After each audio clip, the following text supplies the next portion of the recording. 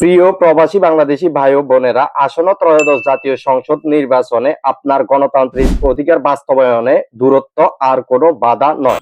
সেই লক্ষ্যে বাংলাদেশ স্বাধীন হওয়ার পর থেকে প্রথমবারের মতো প্রবাসী বাংলাদেশী ভোটারদের জন্য বাংলাদেশ নির্বাচন কমিশন নিয়ে এলো আইটি সমর্থিত পোস্টাল ভোটিং ব্যবস্থা, যার প্রবেশদ্বার হলো পোস্টাল ভোট বিডি অ্যাপ। এই মোবাইল অ্যাপের মাধ্যমে আপনি পৃথিবীর যে প্রান্তে থাকুন না কেন, আপনার নাগরিক অধিকার প্রতিষ্ঠা এবং আপনার দেশের প্রতি দায়িত্ব পালনের লক্ষ্যে এই ভিডিওটি সম্পূর্ণ দেখুন এবং প্রবাসে থেকেও ডাকযোগে আপনার ভোটার অধিকার প্রয়োগ করুন।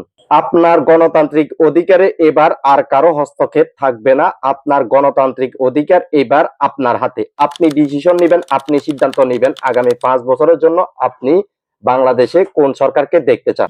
চলুন আর বেশি কথা না বলে এই অ্যাপসটি সম্পর্কে জানা যাক, কিভাবে আপনি অ্যাপসটি ডাউনলোড করবেন, লগ ইন করবেন এবং নিবন্ধন করবেন।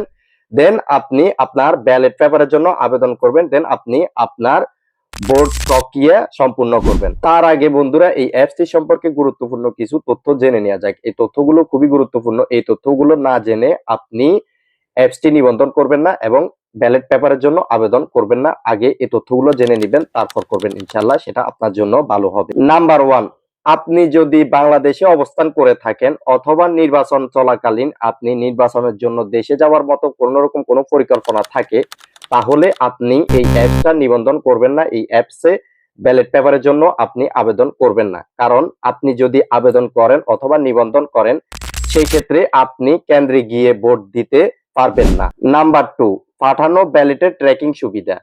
মানে হচ্ছে আপনি যখন এই অ্যাপস এর মাধ্যমে নিবন্ধন করে আপনার ব্যালটের জন্য আবেদন করবেন, দেন আপনার ব্যালট পেপারটা হাতে চলে আসার পর আপনি ভোট দেওয়ার পরে আপনার ব্যালট পেপারটা কোথায় গেছে সেটা আপনি ট্র্যাক করতে পারবেন। মানে হচ্ছে সেটার অবস্থান আপনি জানতে পারবেন এই অ্যাপস এর মাধ্যমে। নাম্বার 3, নির্বাচন কমিশন কর্তৃক নির্দেশিত তারিখের পরেই ভোটদান শুরু হবে। মানে হচ্ছে আপনি চাইলে যে কোনো মুহূর্তে এই অ্যাপস এর মাধ্যমে ভোট দিতে পারবেন না।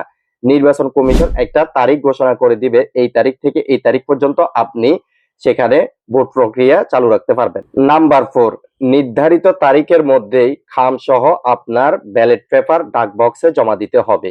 মানে হচ্ছে নির্বাচন কমিশন থেকে একটা তারিখ নির্ধারিত করে দিবে, ওই নির্ধারিত তারিখের মধ্যেই আপনি ভোট প্রক্রিয়া শেষ করতে হবে। নাম্বার 5, নির্ধারিত তারিখের পরে জমাকৃত ব্যালট পেপার অথবা আপনার ভোট পেপার বাতিল বলে গণ্য হবে। নাম্বার 6, এই অ্যাপস এর মাধ্যমে ভোটদান প্রক্রিয়াটা জানতে আপনাদেরকে নির্বাচন কমিশন থেকে ভিডিও টিউটোরিয়ালের সুবিধা দিবে। মানে হচ্ছে নির্বাচন কমিশনের ইউটিউব চ্যানেল থেকে অথবা পেজ থেকে তারা ভিডিও আপলোড করবে, সেই ভিডিও দেখে আপনি চাইলে আপনার ভোটদানের প্রক্রিয়া শেষ করতে পারবেন।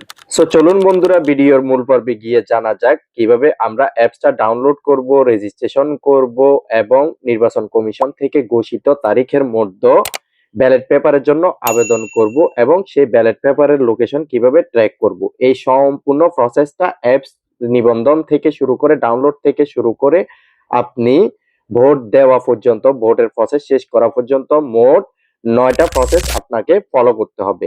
এই 9টা প্রসেস ফলো করে আপনি আপনার ভোট দানের কাজ সম্পূর্ণ করতে পারবেন। আমি চাচ্ছিলাম আপনাদেরকে একদম লাইভে গিয়ে সরাসরি ওই অ্যাপ্লিকেশন থেকে আমি আমার ব্যালট পেপারের জন্য আবেদন করে সেটা আপনাদেরকে দেখিয়ে দিব, তবে সেটার জন্য আমি দুঃখিত, সেটা আমি করতে পারতেছি না। কারণ হচ্ছে আমি যে লোকেশনে আছি সেই লোকেশনের নির্বাচন কমিশন থেকে ঘোষিত তারিখটা সময় এখনো আসেনি।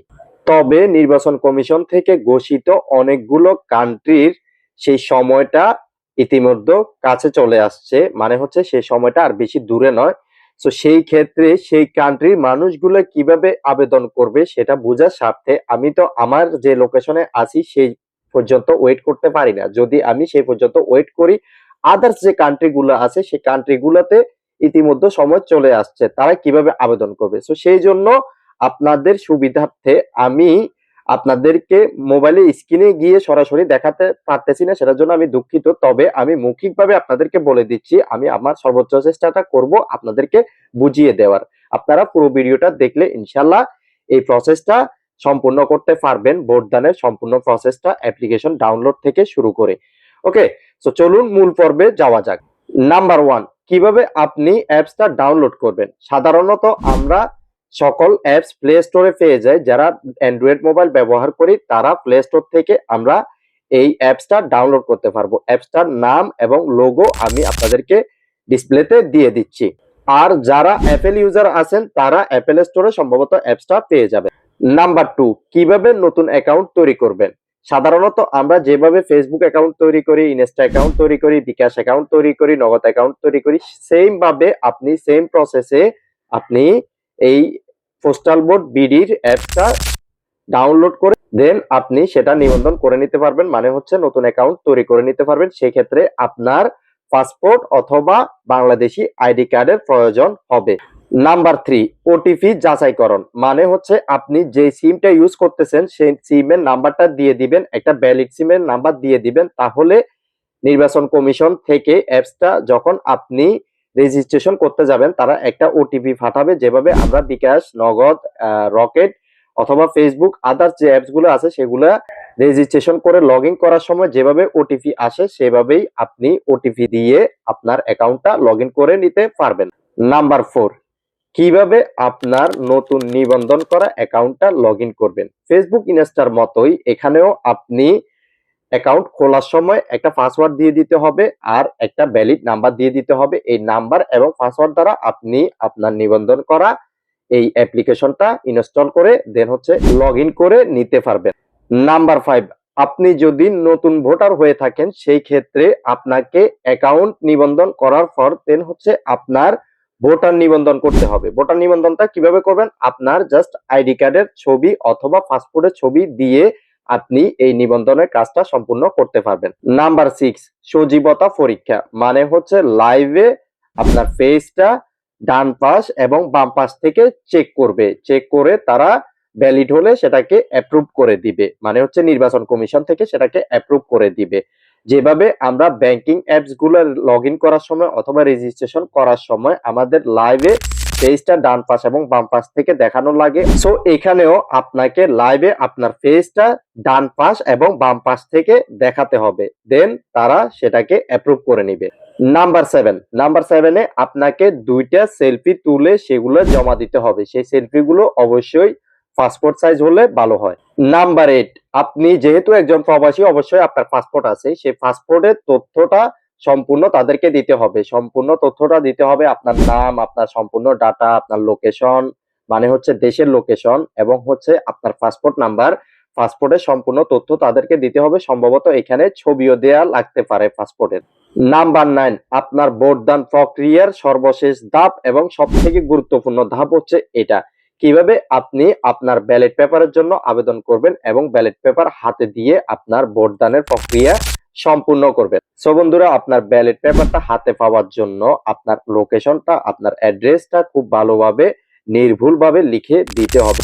আপনার এরিয়া, আপনার হাউস নাম্বার, আপনার room number, everything, every details আপনাকে খুব ভালোভাবে স্মুথলি ভেবেচিন্তে দেখে শুনে দিতে হবে। না হলে আপনার লোকেশন যদি ভুল হয়ে থাকে তাহলে সেই ক্ষেত্রে আপনার ব্যালট পেপার আপনি হাতে পাবেন না। লোকেশন যদি কারেক্ট থাকে তাহলে আপনি আপনার ব্যালট পেপারটা নির্বাচন কমিশনের নির্ধারিত সময়ের মধ্যে হাতে পেয়ে যাবেন এবং আপনি আপনার ভোটদানের প্রক্রিয়া শেষ করে আপনার ব্যালট পেপারটা পাঠিয়ে দিতে পারবেন। সো বন্ধুরা, এই ছিল কিভাবে আপনারা প্রবাসে থেকে অথবা পৃথিবীর যে কোনো প্রান্তে থেকে দেশের প্রতি আপনার দায়িত্ব পালন করবেন এজ এ সুশীল নাগরিক হিসেবে।